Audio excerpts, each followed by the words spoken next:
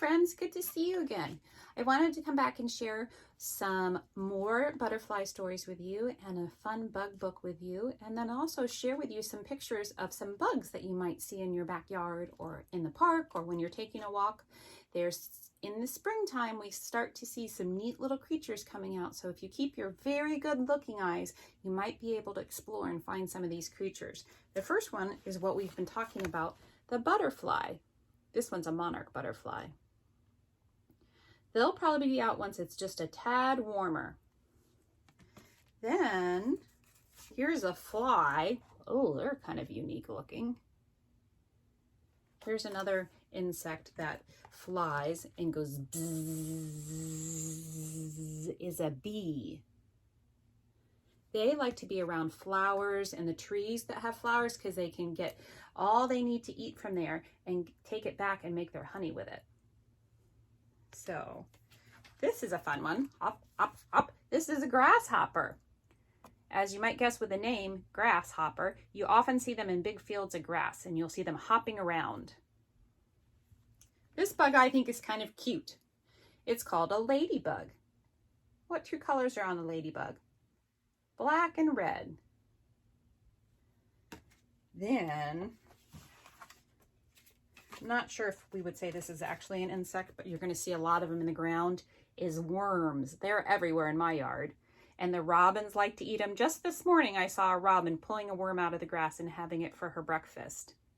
So that's another little creepy creature you might be looking for in the grass or under a rock. One of the books that some of you have is called The Caterpillar to Butterfly. And I'm going to read it with you. I'm going to read just the big words in it, but if you want to, you can either go online and look it up on YouTube or look at your own book, and there's more smaller sections that you can hear some more words and ideas about each of the photographs.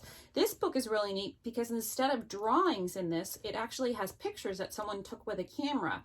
And it's actually a picture photograph of the exact item instead of a drawing of it. So this is a riddle. What starts as an egg, then walks on many legs, then uses wings to fly? A butterfly. So that's one of the really unique things about butterflies and caterpillars is how they grow and develop. So let's check this out. Beautiful butterflies. Butterflies are fun to watch. They fly with loops and dives. Some have bright colors, some have bold patterns too. Look at all those butterflies. I see this one's mostly blue. That one's purple. This one's got some orange in it. They do have really unique patterns. This one's mostly white. I love how they flit and fly around your garden.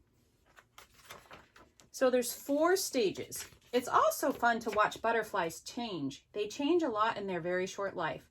In fact, there are 4 stages in a butterfly's life.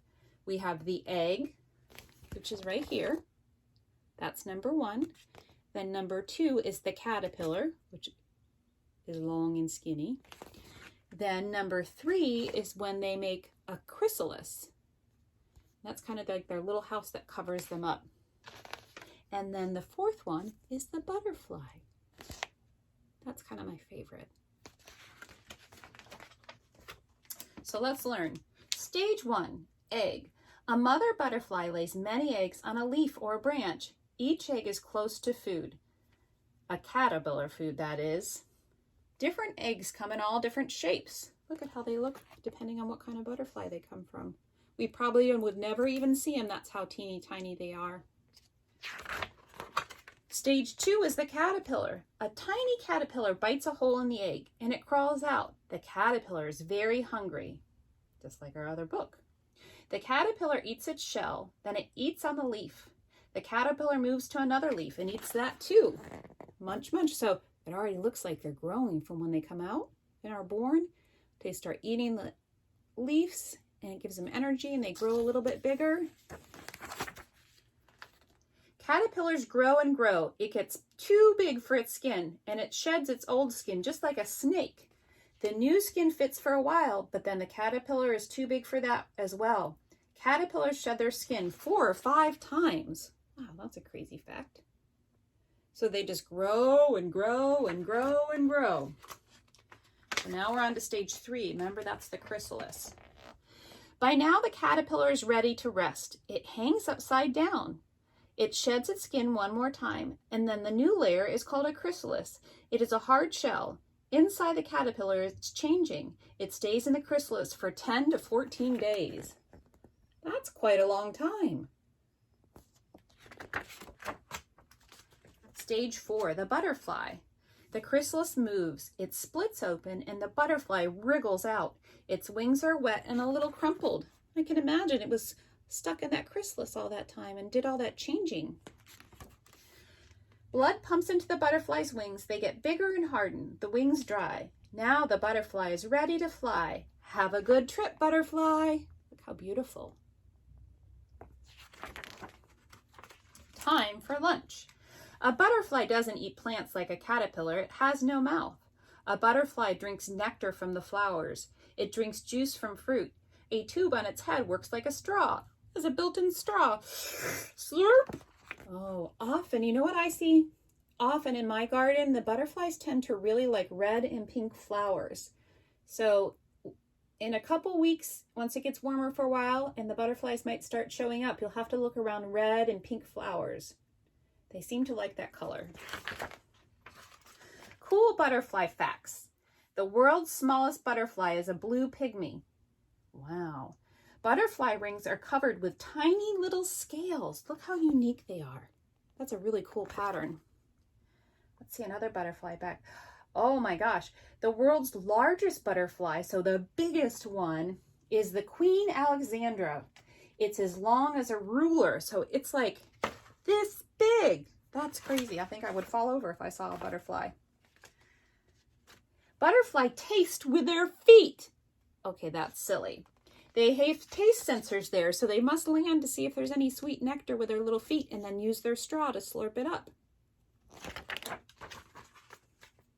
Caterpillars and butterflies are tasty snack for predators. A predator is somebody that might eat you if you're a bug or an animal. But they have tricks to keep predators away. Some use camouflage, and some can be deadly to eat. They don't taste very good. Look, and I'm not even going to look at that picture, but you can because there's a predator, which is the S word, and I'm not a fan of the S word.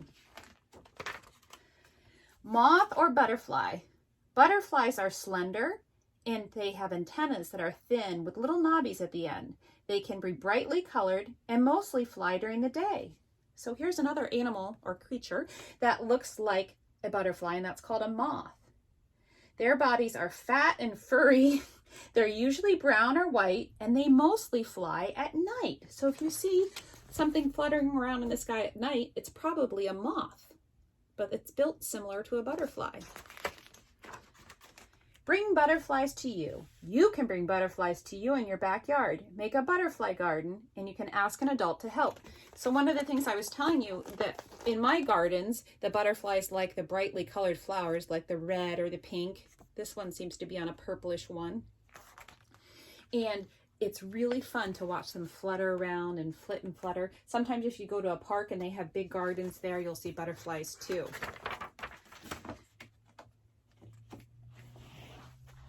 I want to show you. Okay, so here is the egg, and then here is the caterpillar, and then it begins to change into its chrysalis and comes out as a beautiful butterfly. I just think that's super cool. I have some cards for you of some butterflies, and we can see what colors we might know. Do you know what color this is? Red. Yep. What color is this one? Orange. Let's see if you can guess what this color is. Yellow. All right. It's my favorite color. Green. Green like the grass and our trees. All right, this next color is the color of the sky most of the time. Blue. We even saw a blue butterfly in that book, didn't we? Now we have purple. Purple makes for a beautiful butterfly. Let's see what we have our next color. Pink. I have lots of pink flowers in my garden. I don't often see pink on a butterfly, but maybe. Here's brown. We know that they use that color. And the moths we talked about are brown. And here is black. And then our last color is white. We saw some butterflies that were white and had patterned colors on them. So good job with your colors.